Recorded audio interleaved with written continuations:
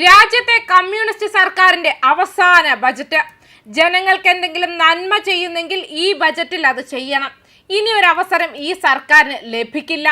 സാമ്പത്തികമായി തകർന്നു തരിപ്പണമായ കേരളത്തെ വികസിത കേരളത്തിലേക്ക് നയിക്കുന്ന പദ്ധതികൾ നാളെ അവതരിപ്പിക്കുന്ന സംസ്ഥാന ബജറ്റിൽ ഉൾപ്പെടുത്തണമെന്നാണ് BJPയുടെ ആവശ്യമെന്ന് അധ്യക്ഷൻ രാജീവ് ചന്ദ്രശേഖർ വ്യക്തമാക്കിയിട്ടുണ്ട്.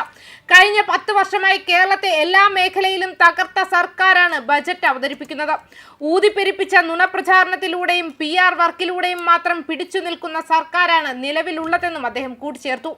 തൊഴിലില്ലായ്മ, വിലക്കയറ്റം, കടബാധ്യത എന്നിവയിൽ നിന്നും സംസ്ഥാനത്തെ കരകയറ്റുന്ന ബജറ്റാവണം സംസ്ഥാന സർക്കാർ അവതരിപ്പിക്കേണ്ടത് എന്നാണ് BJPയുടെ ആവശ്യം. ജനങ്ങളെ പറ്റിക്കുന്ന ചെപ്പടി വിദ്യകൾ മാത്രമായി ബജറ്റിനെ മാറ്റരുത്. കഴിഞ്ഞ 10 വർഷം ജനദ്രോഹം മാത്രം അജണ്ടയാക്കിയ സംസ്ഥാന സർക്കാരിൽ നിന്നും ജനക്ഷേമപരമായ നയങ്ങൾ പ്രതീക്ഷിക്കേണ്ടതില്ല. തൊഴിലില്ലായ്മയും വിലക്കയറ്റവും അതിരൂക്ഷമായ സംസ്ഥാനത്തെ സൃഷ്ടിച്ചു എന്നതാണ് പിണറായിയുടെ 10 വർഷത്തെ നേട്ടം. ഒരു സർക്കാർ എങ്ങനെ ആകരുത് എന്നതിന്റെ ഉദാഹരണമാണ് കഴിഞ്ഞ ഒരു പതിറ്റാണ്ടത്തെ പിണറായി ഭരണമെന്നും രാജീവ് ചന്ദ്രശേഖർ വ്യക്തമാക്കി. രാജ്യത്തെ കമ്മ്യൂണിസ്റ്റ് സർക്കാരിന്റെ അവസാന ബജറ്റായി ഇത് മാറാൻ പോവുകയാണ്. അതുകൊണ്ട് തന്നെ അവസാനമായി കേരളത്തിലെ ജനങ്ങൾക്ക് എന്തെങ്കിലും ഒരു നന്മ ചെയ്യാൻ ആഗ്രഹിക്കുന്നുണ്ടെങ്കിൽ അത് ഈ ബജറ്റിൽ ഉണ്ടാകണമെന്നതാണ് BJPയുടെ ആവശ്യമെന്നും BJP സംസ്ഥാന അധ്യക്ഷൻ രാജീവ് ചന്ദ്രശേഖർ പ്രസ്താവിച്ചു. അതേസമയം രണ്ടാം പിണറായി സർക്കാരിന്റെ അവസാന ബജറ്റ് നാളെയാണ്. ധനമന്ത്രി KN ബാലഗോപാൽ അവതരിപ്പിക്കുന്ന 6ാമത്തെ ബജറ്റിൽ വോട്ട് ലക്ഷ്യമിട്ടുള്ള ജനപ്രിയ പ്രഖ്യാപനങ്ങളായിരിക്കും ഇടം പിടിക്കുക. ക്ഷേമ പെൻഷൻ വർധന, റബ്ബർ താങ്ങുവില വർദ്ധിപ്പിക്കൽ, ദരിദ്ര നിർമ്മാർജ്ജന പദ്ധതികൾ തുടങ്ങിയവ ബജറ്റിൽ ഉണ്ടായേക്കും. ഈ അവസരത്തിലാണ് വോട്ട് ഓൺ അക്കൗണ്ടിനെ കുറിച്ച് അറിയേണ്ടത്.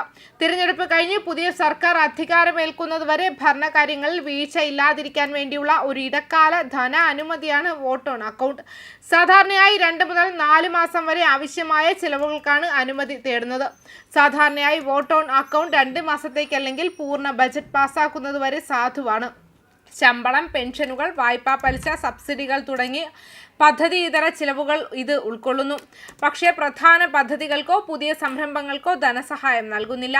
പുതിയ സർക്കാർ അതിന്റെ മുൻഗണനകൾ നിശ്ചയിക്കുന്നതുവരെ തുടർച്ചയും സാമ്പത്തിക സ്ഥിരതയും ഉറപ്പാക്കും. ശമ്പളം, പെൻഷൻ, വായ്പ, പലിശ, സബ്സിഡികൾ തുടങ്ങിയ ആവശ്യ ചെലവുകൾ വഹിച്ചുകൊണ്ട് പുതിയ സർക്കാരിന് സുഗമമായി പ്രവർത്തിക്കാൻ കഴിയുമെന്ന് വോട്ട് ഓൺ അക്കൗണ്ട് ഉറപ്പാക്കുന്നു.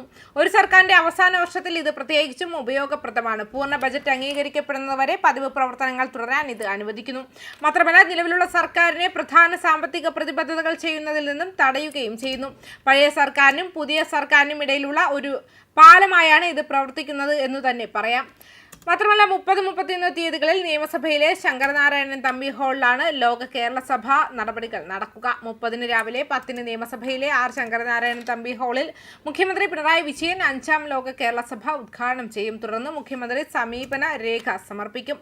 സ്പീക്കർ AN ഷംസീർ പങ്കെടുക്കും. Student migration portal, airport help desk, sherpa portal, ലോക കേരളം ഓൺലൈൻ സേവനങ്ങൾ എന്നിവയുടെ ഉദ്ഘാടനവും മുഖ്യമന്ത്രി നിർവഹിക്കും. ഉച്ചയ്ക്ക് ശേഷം 8 വിഷയാടിസ്ഥാനത്തിലുള്ള ചർച്ചകളും 7 മേഖലാ സമ്മേളനങ്ങളും നടക്കും. നിയമസഭയിലെ 8 ഹാളുകളിലായാണ് ഉച്ചയ്ക്ക് 2:30 മുതൽ 3:45 വരെ ചർച്ചകൾ നടക്കുന്നത് എന്ന് വ്യക്തമാക്കിയിട്ടുണ്ട്.